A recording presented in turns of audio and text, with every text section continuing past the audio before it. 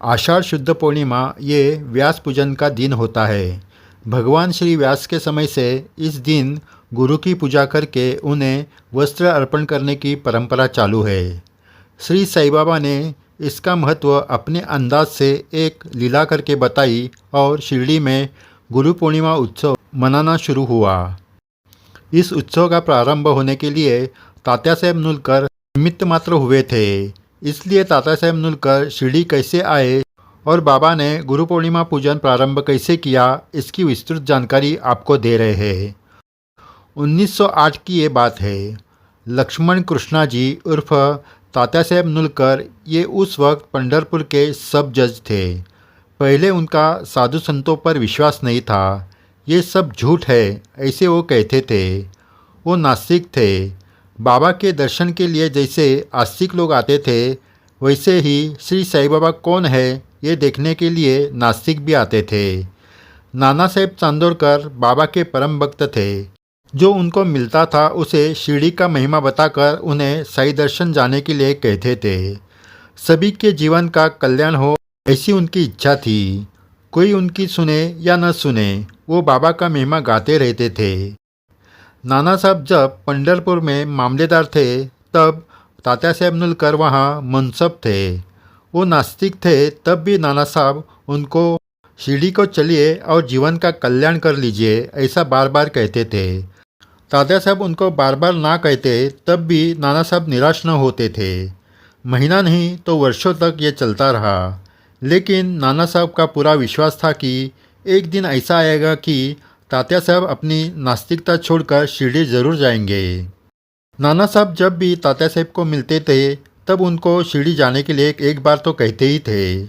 आखिरकार तात्या साहब परेशान होकर बोले, मेरी शिरडी जाने की इच्छा नहीं, तो भी आप मेरे पीछे हाथ धोकर क्यों पड़े हो? मुझे शिरडी नहीं जाना है, ये आपको कितनी बार कहूँ? फिर भी नाना साहब ने उनका पीछा नहीं छोड़ा।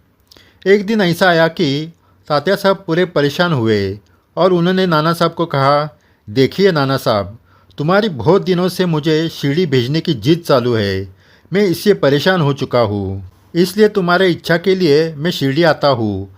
लेकिन मेरी 2-3 शर्तें हैं, वो पूरी करनी चाहिए। नाना साहब खुश हो गए। जो आदमी शिरडी का नाम नहीं सुनना चाहता था, वो कुछ शर्तों पर क्यों न हो, शिरडी जाने के लिए तैयार तो हुआ। ये क्या कम है?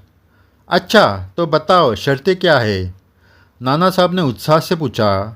तात्या साहब ने कहा, मेरी पहली शर्त ये है कि मेरे पास ब्राह्मण आचार्य नहीं है, वो मुझे मिलना चाहिए।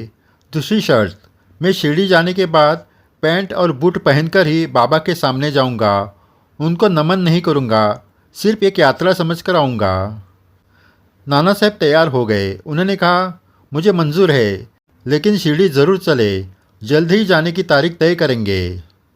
इतना कहकर नाना साहब खुशी खुशी चले गए। आगे एक एक लीला बाबा ने कैसे की वो सुनो। तात्या साहब को ब्राह्मण आचार्य चाहिए था। उसी दिन शाम को नाना साहब के पास एक ब्राह्मण आचार्य काम मांगने के लिए आ गया। उनको इसकी ज़रूरत नहीं थी, लेकिन तात्या साहब को ब्राह्मण आचार्य चाहिए था। इसलिए एक चिट्ठी देकर उस आचार्य को नाना साहब ने तात्या साहब के पास भेज दिया। उनको आचार्य पसंद आ गया और उसे उन्होंने काम पर रख दिया।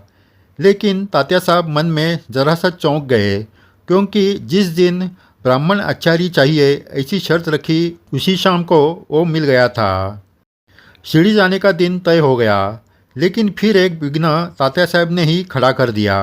उन्होंने कहा, शिरडी ले जाने के लिए मुझे अच्छी नारंगी चाहिए, नहीं तो मेरा शिरडी जाने के लिए मन नहीं करेगा।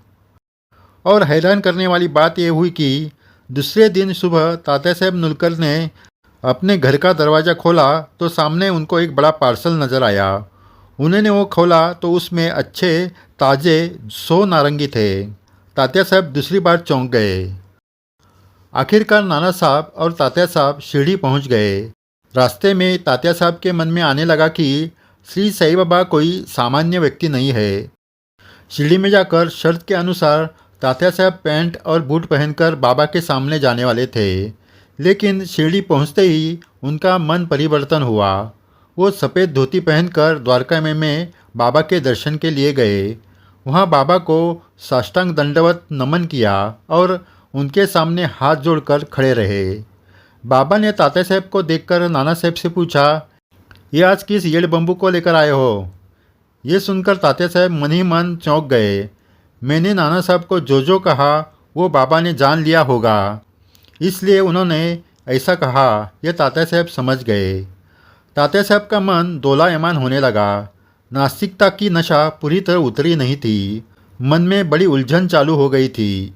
अपने मन की अवस्था उन्होंने नाना साहब को कह डाली। नाना साहब ने कहा, बाबा दयालु है, तुम्हारे मन की सब उलझन वो दूर करेंगे और सही मार्ग पर ले जाएंगे। उनको सबकी चिंता है। नाना ने ऐसे कहा, फिर भी तात्या साहब की बेचैनी कम नहीं हुई। वो दूसरे दिन फिर से नाना साहब के साथ द्वारका माई में गए। तब उनको देखकर बाबा ने नरसिंह अवतार धारण किया। उन्हें तरह तरह की गालियाँ दी। इतना ही नहीं तो उन्हें मारने के लिए दौड़े और उनका सिर पकड़कर द्वारका माई के लकड़े के खंभे पर पटक दिया और चिल्लाए, तेरा सत्यानाश होगा, यहाँ से तुरंत निकल जाओ। बाबा का वो रुद्रावतार देखकर वहाँ दर्शन के लिए आए बहुत सारे भक्त डरकर निकल गए। तात्या साहब इस घटना से बहुत दुखी हुए।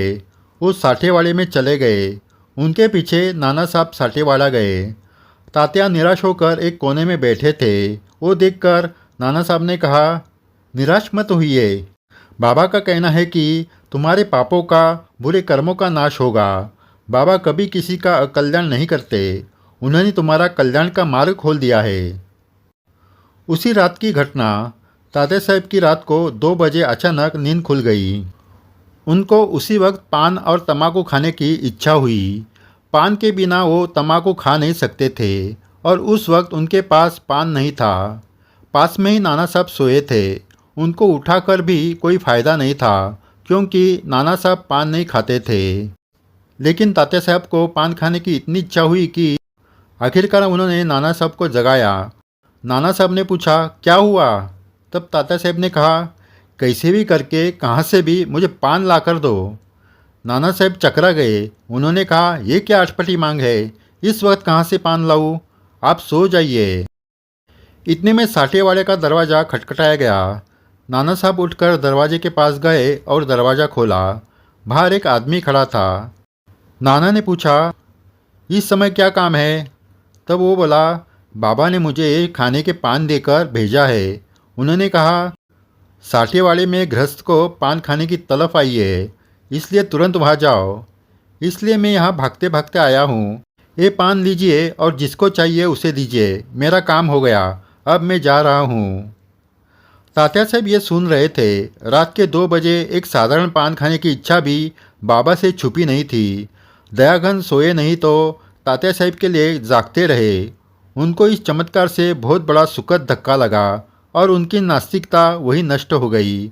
उनकी बाबा पर श्रद्धा दृढ़ हो गई। बाबा प्रत्यक्ष परमेश्वर है, अंतर्ज्ञानी है, उनकी शक्ति अपार है, इस पर उनका पूरा विश्वास हुआ। तीसरे दिन की बात। तात्या साहब नुलकर दर्शन करने के लिए द्वारका माई में आए। तब बाबा ने उन्हें कहा, आज इस खंबे की पूजा कर। बाबा ने जो खंबा दिखाया वो धुनी के पास का था, जहाँ बाबा सुबह बैठे रहते थे। जब बाबा वहाँ बैठते थे तब उनके पास कोई नहीं जाता था। सब अब अपनी सेवा करते रहते थे। तात्या साहब पूजा की थाली लाने वाड़े पर गए। वहाँ दादा केलकर जी को ये बात बताई। केलकर जी ने पंचांग देखा तो वो दिन व्यास पूर्णिमा यानी गुरु पूर्णिमा का था। फिर पूजा थाली लेकर तात्या साहब दादा केलकर के साथ द्वारका माई गए। वहाँ माधवराव देशपांडे जी भी थे। तात्या साहब खंबे की पूजा करने की तैयारी करने लगे। सब खुश थे, क्योंकि तब तक यानी 1910 तक साईं बाबा ने अपनी या उनके किसी भी वस्तु की पूजा करने की अनुमति नहीं दी थी। उस दिन द्वारका माई के खंबे की पूजा करने का अवसर गुरु पूर्णिमा के दिन सबको मिलने वाला था। फिर बाबा ने माधवराव से कहा, वो अकेला ही क्यों पूजा करेगा? तुझे पूजा करने के लिए क्या हुआ? माधवराव ने कहा, मैं खंबे की पूजा नहीं करूँगा। तुमने अनुमति दी तो तुम्हारी पूजा करूँगा। वहाँ खड़े सभी भक्तों ने बाबा को यही विनती की। आखिरकार हाँ ना करते हुए बाबा अपनी पूजा करने के लिए तैयार हो गए। दादा केलकर जी को गुरु पूर्णिमा के पूजन की जानकारी थी। उन्होंने तात्या साहब कोते पाटिल जी को बुलाकर लाया।